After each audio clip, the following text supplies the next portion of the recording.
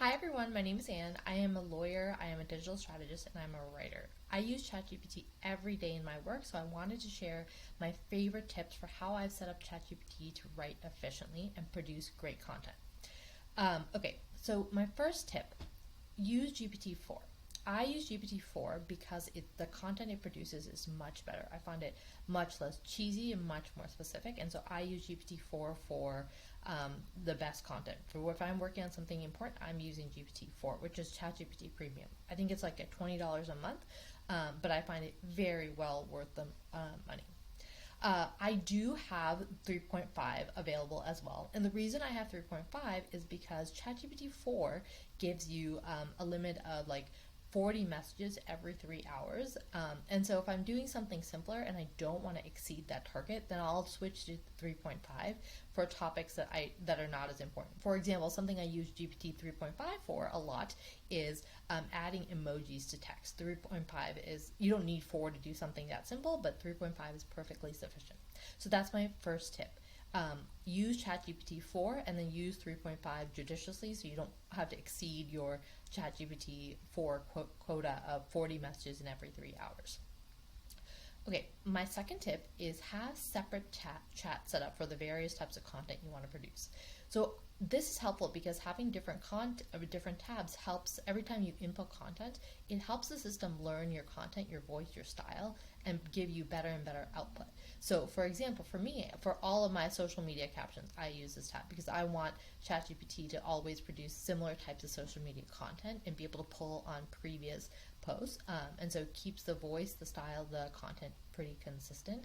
And so that's why I have so many different tabs for the different types of content that I'm working on. Okay, that is my second tip.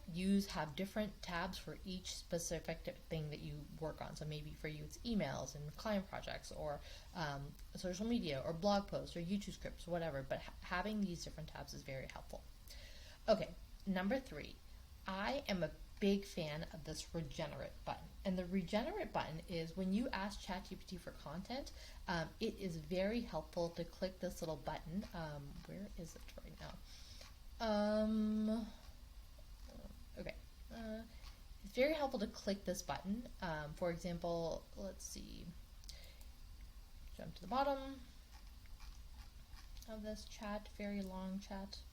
Okay, so this is a regenerate button, and it's very helpful to click this because it helps the content be better. Every time ChatGPT produces a new version, the content is going to be better because it's going to have learned from your previous content. And so I almost never accept the first version that ChatGPT outputs. I usually regenerate 2 or 3 times at least for every response so that I can be getting the best content output. And so that's just clicking this button right here, and you can see here it'll say, okay, this is the second of the second version, this is the second of the second version. That's probably what I adopted, and that's why it's like that. So clicking the regenerate button is just going like this, and it will update this content once again. So that is my third tip. Use the regenerate button when you're developing content. Okay, number 4 is be very specific about what you ask ChatGPT for. So for example, here I'm working on some podcast episode topics, and I said specifically about this description, rewrite this to include the theme of women lawyers who pivot into new careers. So I was very specific about what I want the output to do, and it produced something that I thought was very helpful. And that is really, really important because the more specific you are and you're asking for ChatGPT, the better the response and the content is going to be. Okay, number 5. I often ask ChatGPT for multiple versions of things. So, for example, something I often ask ChatGPT for is show me 5 email subject lines for this email. And I do that for 2 reasons. One, by asking for 5, I get much better output because it's coming up with different versions, and the different versions I can pick up on. And second, it's the best use of using my GPT-4 messages efficiently. Like I said, we get a limit right now of 40 GPT-4 messages every 3 hours, and so I frequently hit that limit. And so in order to be most efficient, I don't just ask ChatGPT for 1 subject line because that's using 1 message. I ask it for 5 subject lines in 1 message because that way I'm using my GPT-4 resources efficiently.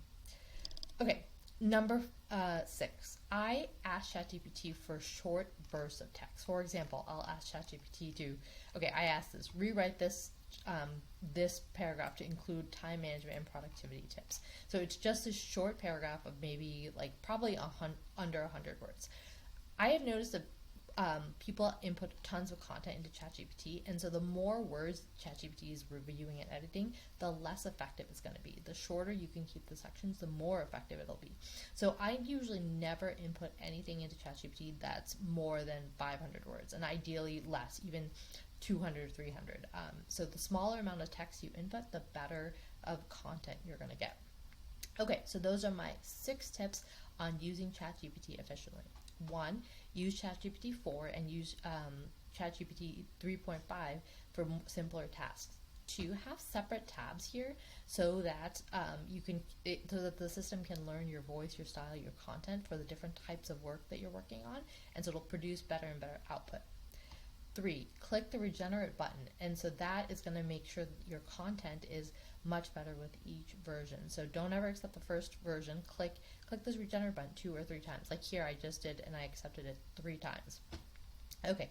4, be very specific about what you're asking ChatGPT to do for. The more details you can ask it, the better the output is going to be. 5, ask for multiple versions. This is a great way to get better content and use your GPT-4 messages more efficiently. And 6, input short amounts of text for ChatGPT to edit, review, polish, whatever you ask it. So there you go. Those are my 6 tips for using ChatGPT efficiently. If you want more content like this about how to use ChatGPT, then like this video and subscribe to this channel. Thanks.